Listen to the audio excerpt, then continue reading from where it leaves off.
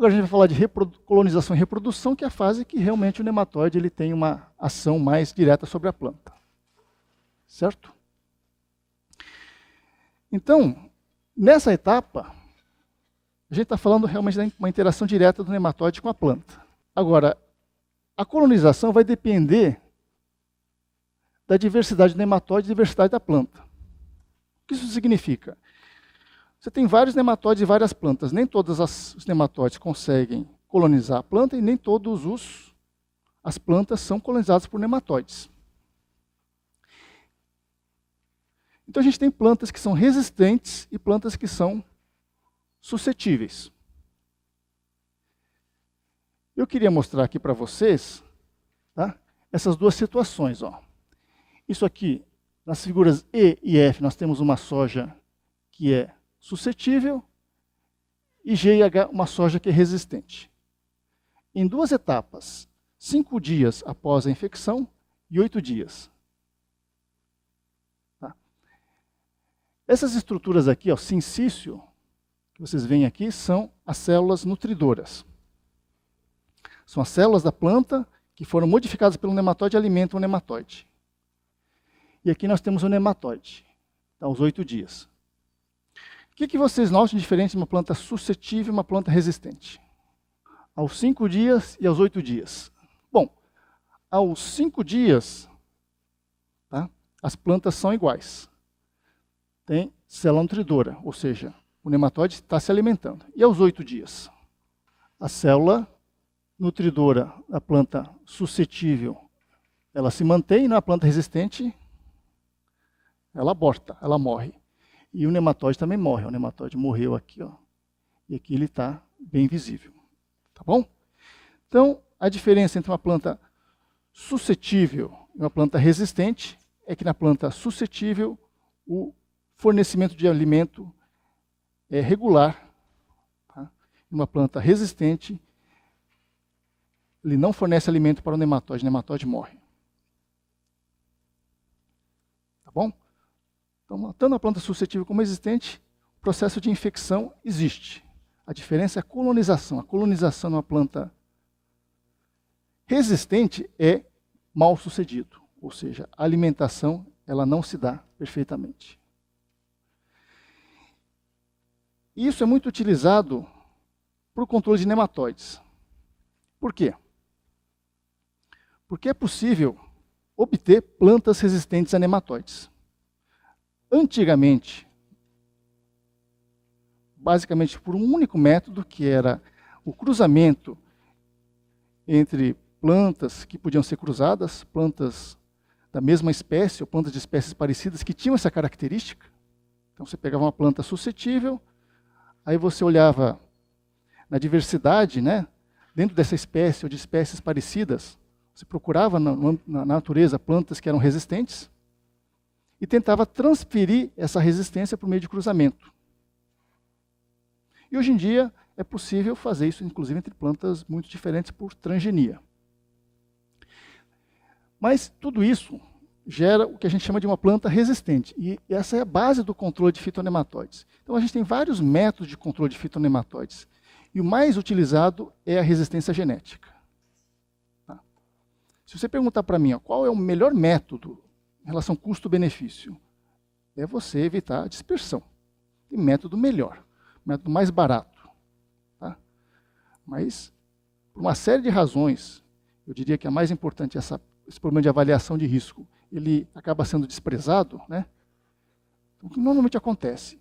Você faz o controle quando o nematóide está presente, aí você usa os diferentes métodos, e o método mais usado é a resistência genética. Então, a planta existente elimina completamente o que é mais comum, diminui a reprodução do nematóide. Tá? Então vamos ver, ó, como é que a gente... Vamos ver um exemplo prático disso para a Heterodera glycinis e para a soja. Como é que a gente avalia isso? A gente sempre avalia em comparação com uma planta que é suscetível. Por exemplo, essa soja, uma soja suscetível, soja ali. Tá? Essa é uma planta suscetível. A gente faz uma comparação direta com essa planta e a gente atribui a ela um valor 100, valor de referência. Então a gente pega, por exemplo, uma planta e conta o número de fêmeas. Isso indica o quê? O número de fêmeas. Sucesso na colonização. O nematóide entrou, colonizou e cresceu. Tá? O que é uma planta resistente? Uma planta que reduz a colonização ou a reprodução. Então, ela vai permitir que menos fêmeas se formem. Então, com base nesse fator 100, então, na planta ali, que é uma planta que a gente considera suscetível, a gente atribui diferentes valores. Ou seja, quantas fêmeas a gente conta nessa planta que a gente está avaliando, se ela é resistente ou não, em comparação ali. Tá? Sendo que ali é sempre 100. Ou seja, se você tiver ali 400 e uma outra planta teste 200, qual é o índice de fêmeas? 50. Então vamos dar um exemplo aqui. Ó. A gente tem ali e plantas que estão sendo testadas para ver se são resistentes ou não. A avaliação é contar um número de fêmeas. No caso dali deu 348, o índice de fêmeas é 100. Quanto é o índice de fêmea nessa planta aqui? A fórmula é 26 dividido por 348 dividido 100 vezes 26 dividido por 348, que dá esses valores aqui. Ó. Bom,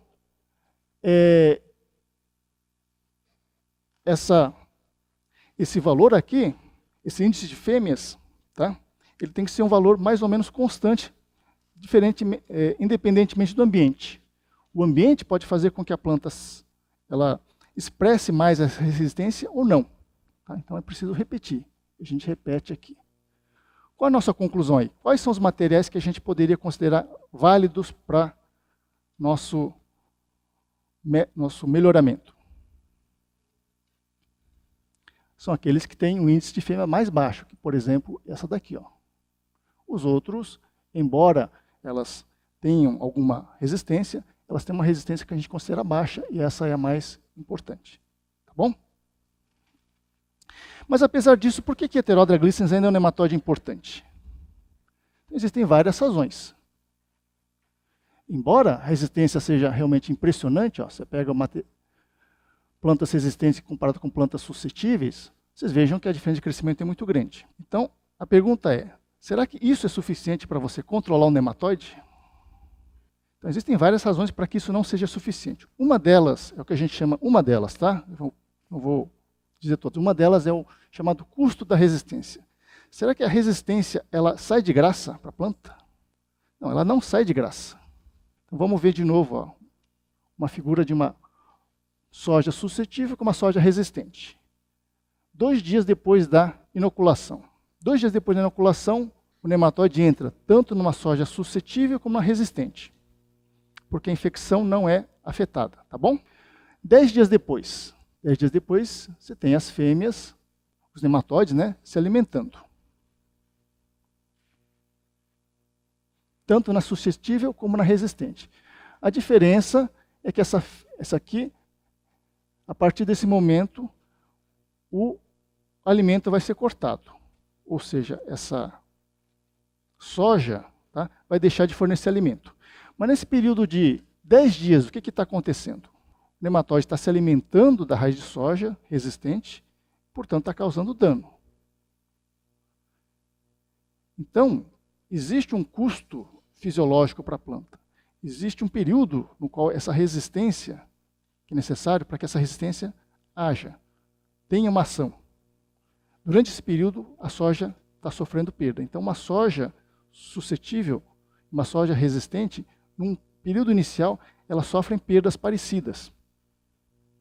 Tá? Repetindo aqui, ó, inicialmente elas são iguais, depois elas ficam diferentes. Olha o que acontece então. Isso aqui, essa foto mostra soja resistente. Qual a diferença entre essas duas sojas? Ó? Todas as sojas são resistentes. Qual a diferença entre essas duas situações? Essa soja está maior do que essa. É a população inicial. Aqui a população de Heterodra glicens era de 3.500 ovos. e aqui de 35 mil. Então, quem sofreu mais? Essa daqui. Então, esses 35 mil nematóides que existiam, entraram, causaram um dano inicial, tá? Que é maior do que esse outro dano. Então, a ideia é a seguinte: quando você usa resistência genética, a gente tem que lembrar que essa resistência tem um custo para a planta. E que, por essa razão, tá, somente isso não é suficiente para um controle efetivo. Embora seja importante, ela tem que ser associada a outros métodos de controle que precisam ser utilizados. Tá? Alguma dúvida? Então vamos dar somente, para finalizar, um exemplo histórico, né, de como a inobservância, né, dos cuidados com o controle de nematóides pode levar a problemas sérios. É o caso de café e meloidógena incógnita e meloidógena paranense. Então é um exemplo histórico que a gente vai evocar, no sentido de que é uma coisa muito importante que aconteceu no passado, né? E que, por ter sido esquecido, acaba esses conhecimentos, essas lições que poderiam ser tomadas, acabam não sendo utilizadas. Para você ver a diferença entre a importância desse nematóide, né? Eu vou dizer, somente adiantar, que o controle desse nematóide é usado baseado basicamente no uso de cultivar resistente. Então, para vocês terem uma importância de como isso é importante. Isso aqui é um café suscetível, esse é um café resistente. Estão vendo a diferença? Esse é o suscetível e esse é o resistente. E é assim que é feito o controle. Se você não usa café resistente, o café fica assim. Se você usa café resistente, você usa assim. A diferença é de mais de 80%. No mínimo 80%, 80%, 90%. Tá? Aqui você colhe, por exemplo, 60 sacas, aqui você colhe 6 sacas, ou 12 sacas. Então, a diferença realmente é brutal, né? A diferença é visual. Mas, tá? Vou dizer que a gente vai falar um pouco de história, né? O café é uma cultura muito importante. Grande parte do estado de São Paulo foi colonizada às custas de café. Ou seja, você ia lá na mata, cortava, né, a árvore, certo? Você usava essa árvore para construir as casas, né? Tinha muita madeira, depois você plantava café. Tá? Quando fala do aspecto histórico, é muito importante evocar uma outra condição que está muito associada à cafeicultura, que é a geada. Então, morte de planta por resfriamento. E a gente vai falar de 2 estados em particular, São Paulo e Paraná. São os 2 estados que durante muito tempo foram os principais produtores de café até a década de 70. Então toda a cafeicultura, do século XIX e grande parte da década do século XX até 1980 aproximadamente, foram os principais estados produtores de café. E o grande risco, né, o que o cafeicultor mais temia era a geada. Porque acabava com o café naquele ano. Então, na década de 60, 50, até 70, né, nas cidades onde se plantava café, havia procissões, né? A pessoa fazia procissões, pedia a Deus para não ter geada naquele ano. Era uma coisa muito importante. As estações climatológicas faziam previsões para controle para monitorar, né, a possível ocorrência de geada. Existia um método de tentativa de evitar os efeitos da geada, que é a termonebulização, né? Nebulização, você produzia você queimava serragem com salitre, né? Produzia uma nuvem que aquecia o ar e diminuía o risco da geada, etc. Mesma coisa no Paraná. Então tinha locais onde havia menos risco, então tinha menos risco de ter geada, né? Tinha locais onde havia mais risco e você não devia plantar café por essa razão. Tá bom? Bom, mas essas duas, o nematóide está muito associado à geada. Por quê? Primeiro, porque, de certa maneira, o problema de nematóide aumentou com a geada. Eu vou explicar por quê. E, por outra razão, é porque os papéis que esses 2 fatores tiveram, a geada e os nematóides, às vezes são um pouco confundidos. Isso aqui é uma plantação de café. Isso anos muito antigos, né? Muito tempo atrás. Você derrubava a mata, depois ainda utilizava madeira, né? Ainda tinha vários tocos, e plantava café aqui. Frequentemente, logo depois que você plantava, tinha geadas. Historicamente, nesse período, vamos pegar esse período de 1950 a 75, né? Houve algumas geadas mais brandas, mas tem aquelas geadas mais graves que são chamadas geadas negras. Aquelas geadas onde chama de geada negra porque a planta fica toda preta, né? Ela fica toda preta, então chama de geada negra. Aquela geada em que a folha fica branca, aquela não é tão grave assim. A geada mais grave é aquela branca porque o orvalho congela, né? Fica branco por cima, então você fica um pouco preocupado, mas isso não é tão importante quanto a geada negra, em que a planta fica preta, porque realmente a folha morre. Nesse período de 50 a 75, houve várias geadas negras, onde a planta morria, aí você tinha que podar, né, para a planta rebrotar, ou, em casos mais graves, você tinha que replantar. Tá bom? Mesmo assim, nesse ínterim, né, entre essas duas geadas, no ano de 1969, o Paraná produziu 21 milhões de sacas de café. Somente o Paraná, o estado do Paraná, produziu, portanto, 28% de todo o café que o mundo produziu. Então, geada é um fator limitante, mas não impedia que o café fosse produzido no Paraná.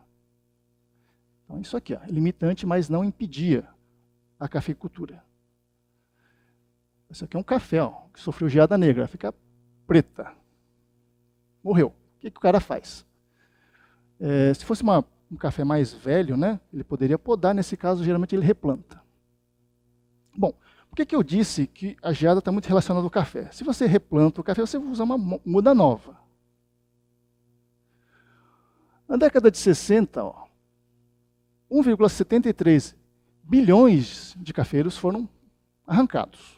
Ou por causa de geada, ou porque ficaram velhos, né, precisaram ser arrancados. Mas grande parte por causa de geada. Qual a importância disso para o nematóide?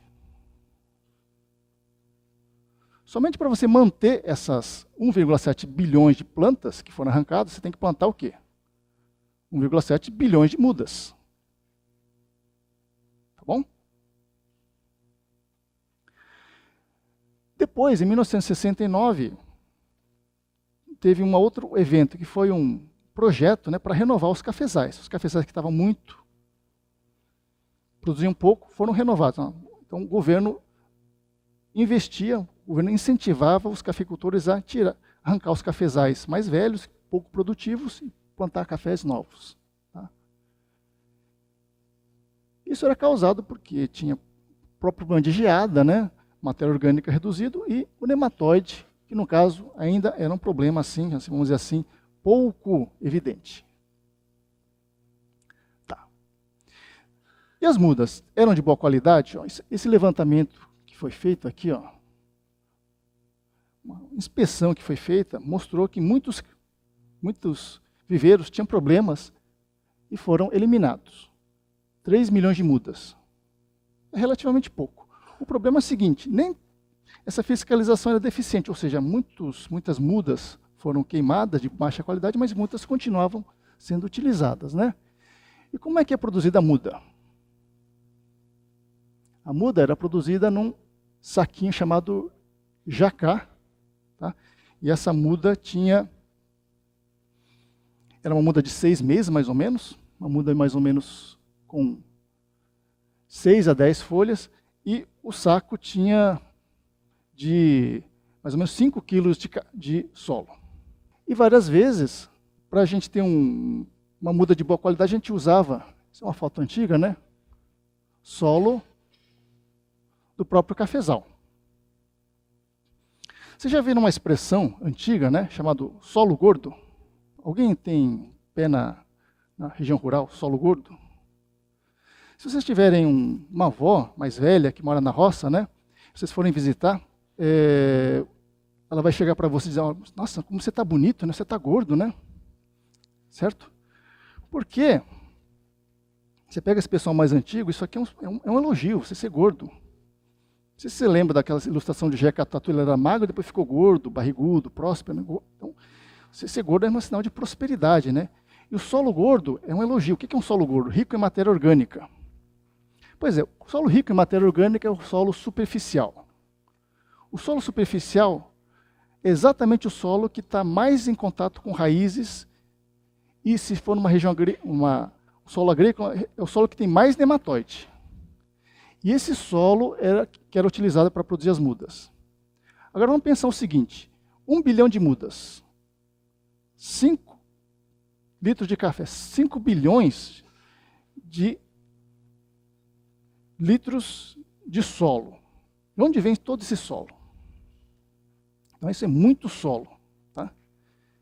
Então esse solo aí, que veio de várias regiões, e que geralmente não era tratado, porque é difícil tratar 5 bilhões de litros de solo, né? Geralmente estava infestado com nematóides. Tá bom. Agora vamos voltar à geada. Essa geada de 18 de julho de 75 foi uma geada muito forte. Isso aqui foi... É claro que é um jornal regional, tá? Mas foi capa, tá? Primeira página do jornal. Olha, essa geada foi tão forte que no Paraná, que sofreu mais, certo? Em 1975, você sabe que o café é colhido a partir de abril, né? Abril, maio, junho. Então, a geada ocorreu 18 de julho. Em 75, já havia sido feita a colheita. Ó. O Paraná colheu 10 milhões de sacas.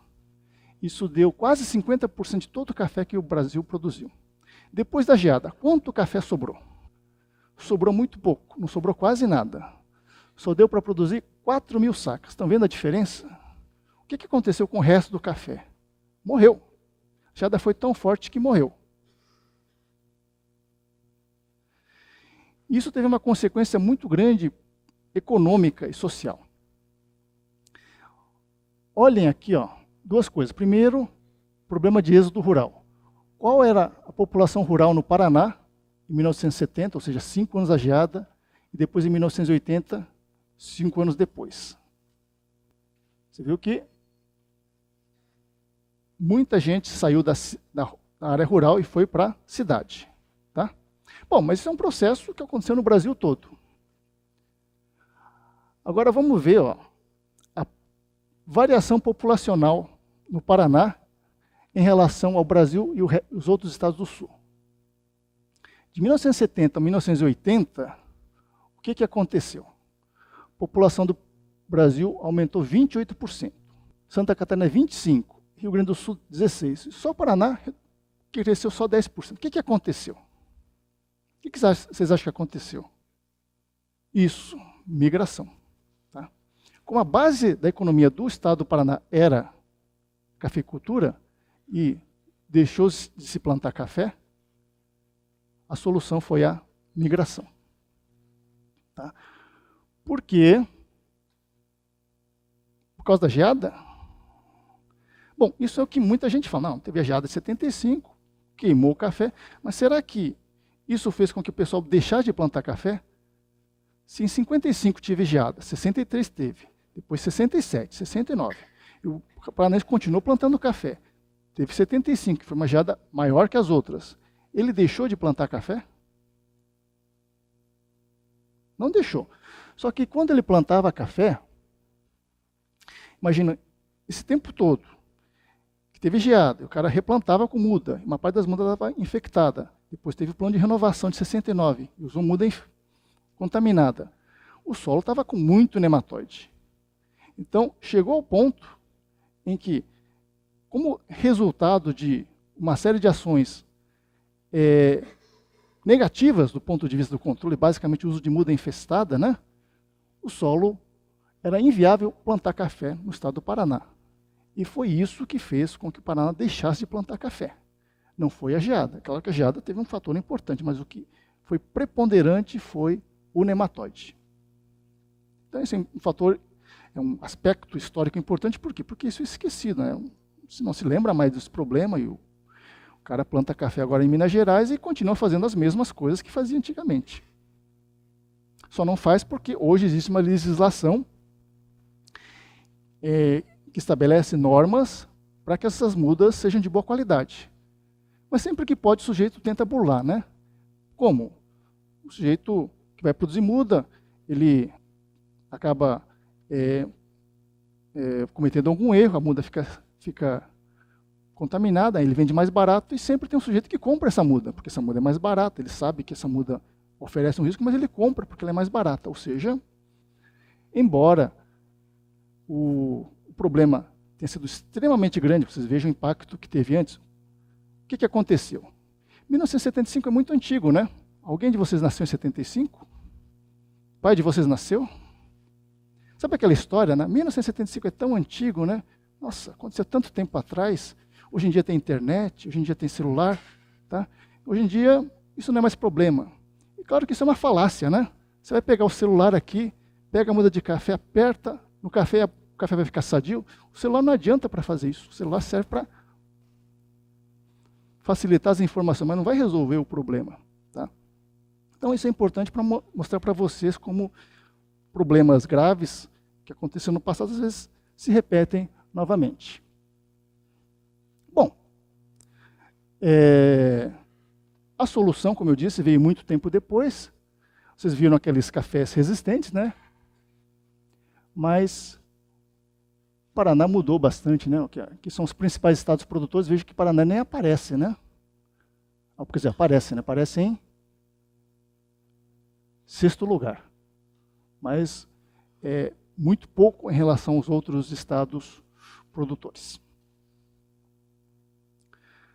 Somente para mostrar para vocês como o café foi importante, se vocês conhecerem o Paraná, se vocês forem para Londrina, né, vocês vão ver esse estádio aqui, que é o do Londrina Futebol Clube, ou Esporte Clube Londrina, acho que é Esporte Clube Londrina, né, que é um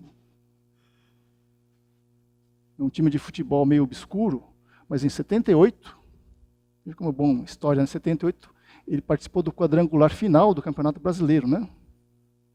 Então teve algum tempo, um período de glória. Esse estádio se chama Estádio do Café. Isso por causa da importância histórica que o café teve nesse período. Esse hotel aqui chama-se Bourbon. Bourbon é o quê? Esse é o Bourbon Whisky, né? Mas Bourbon é uma cultivar de café também. Esse Bourbon aqui se refere a uma cultivar muito importante de café, o café Bourbon. O Catuai, vocês já devem ter ouvido falar. Catuai é a cultivar de café mais plantada no Brasil ainda hoje. Tá? É uma cultivar antiga, que era plantada no Paraná, ainda continua sendo plantada em Minas Gerais. Para não deixar dúvidas, ó, isso daqui é semente de café. Não tenha nem lembrança da importância que teve no passado, ela deixou raízes muito grandes na cultura do estado do Paraná, só que isso desapareceu. Tá? Foi muito importante a geada, mas o que fez com que ele realmente desaparecesse foi o café, foi o nematóide. E foi o que aconteceu, a cafeicultura migrou e os cultivares resistentes passaram a ser disponíveis. Hoje em dia tem muitos cultivares resistentes a partir da década de 90, ou seja, 15, 16 anos depois. Tá bom? Então é isso por hoje. Então, espero que tenham aproveitado a aula. Obrigado.